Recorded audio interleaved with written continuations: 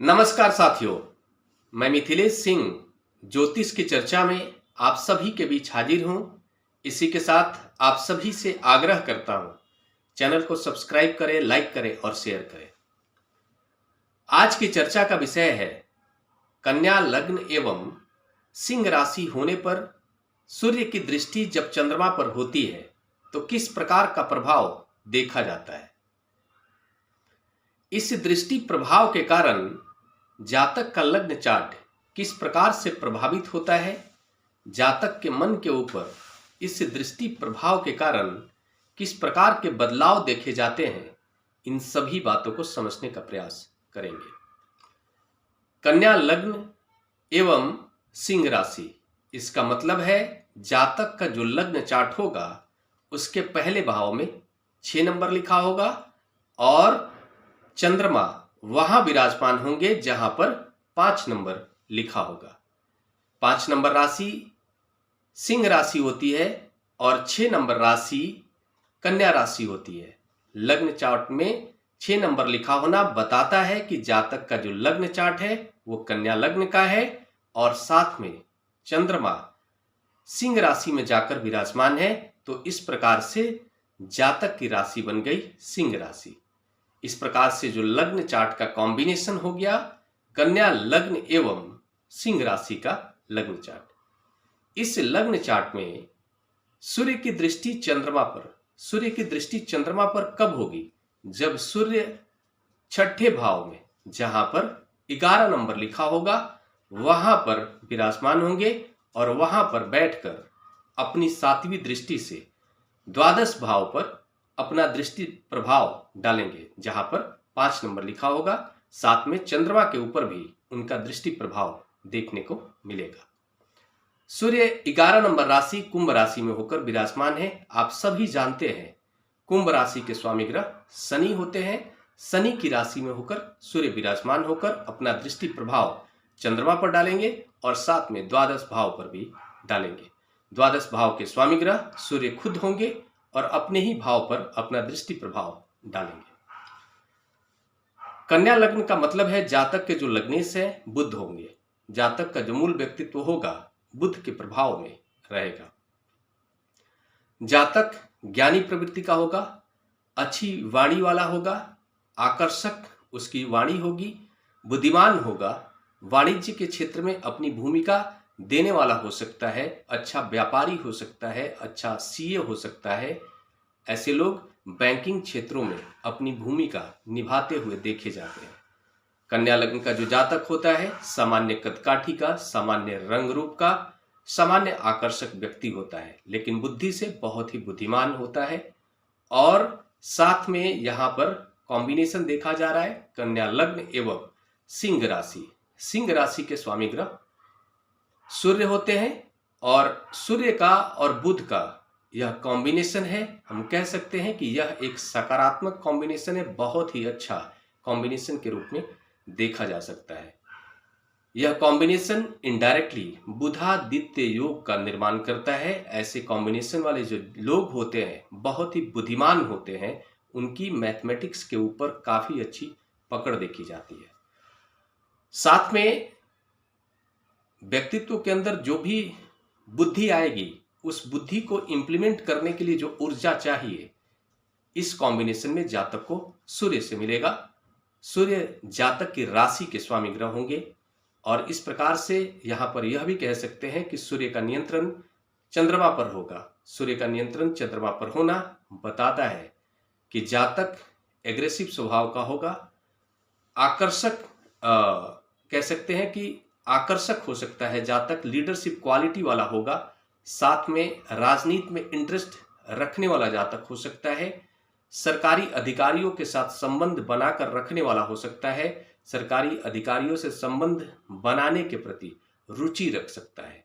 हम ये कह सकते हैं कि ऐसा जातक जो भी एडमिनिस्ट्रेटिव पद है उसको प्राप्त करने के प्रति रुचि रखता है, उस तरह के जो लोग हैं उनके साथ संबंध बनाने में भी रुचि रखता है, हमेशा ही राजनीति पर अपना पकड़ बनाकर रखने का प्रयास करता है।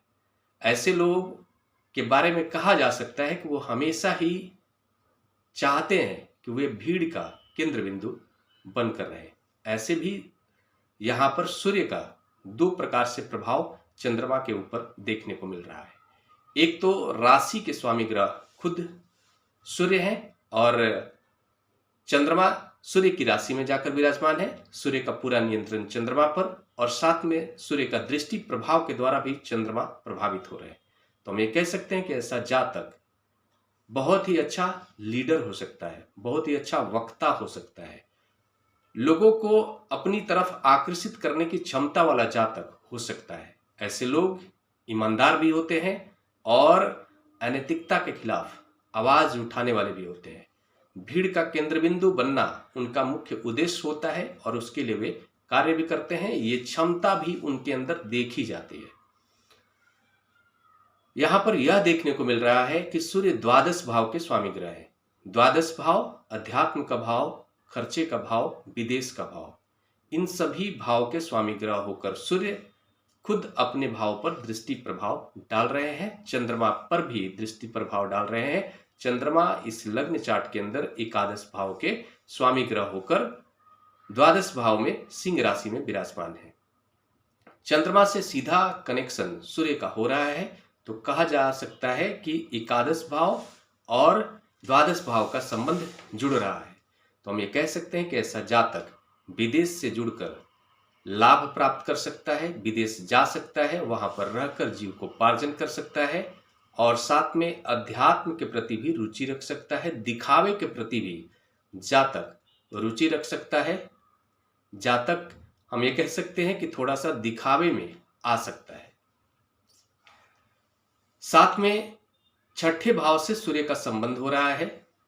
छठे भाव से सूर्य का संबंध होना, वो भी कुंभ राशि में जाकर सूर्य विराजमान है। कुंभ राशि के स्वामी ग्रह शनि होते हैं। शनि की राशि में सूर्य विराजमान हो रहे हैं। तो यहां पर हम ये कह सकते हैं कि जातक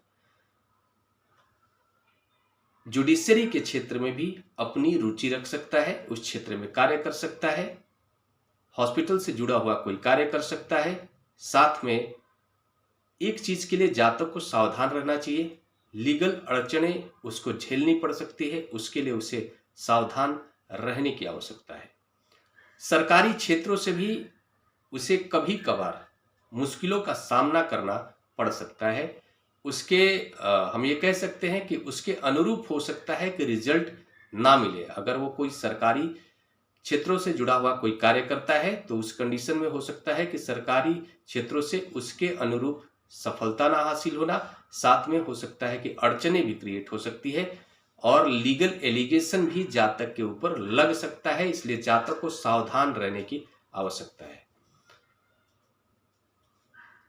यहां पर हम ये कह सकते हैं कि जो भी प्रभाव बताया गया है सकारात्मक या नकारात्मक, अगर जो नकारात्मक बताया गया है, जातक अगर चाहता है कि इन नकारात्मक प्रभाव से राहत मिले तो उसके लिए निरंतर उसको शिवलिंग पर जल अभिषेक करना चाहिए, साथ में महामृत्युंजय मंत्र का भी जाप करना चाहिए और सूर्य को नियंत्रित करने के लिए गायत्री मंत्र का जाप जातक को करना चाहिए।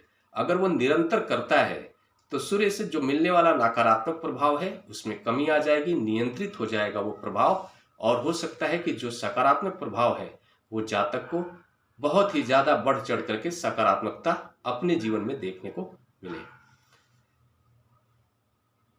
जो भी प्रभाव है ये सामान्य प्रभाव है। इन सभी प्रभाव में कमी या बढ़ोतरी दोनों देखा जा सकता है। वो डिपेंड करेगा सभी ग्रहों का प्लेसमेंट किस प्रकार का है, सभी ग्रह किस भाव के स्वामी ग्रह के साथ किस भाव के स्वामी ग्रह से दृष्ट हो रहे हैं और कितने डिग्री पर कितने नक्षत्र पे हैं, सब कुछ देखना होता है, तभी जाकर के पूरा प्रभाव पता चलता है। ये सामान्य प्रभाव है। इसी के साथ अगले विषय पर चर्चा के लिए आप सभी के बीच मिलूंगा। तब तक के लिए मेरा नमस्कार।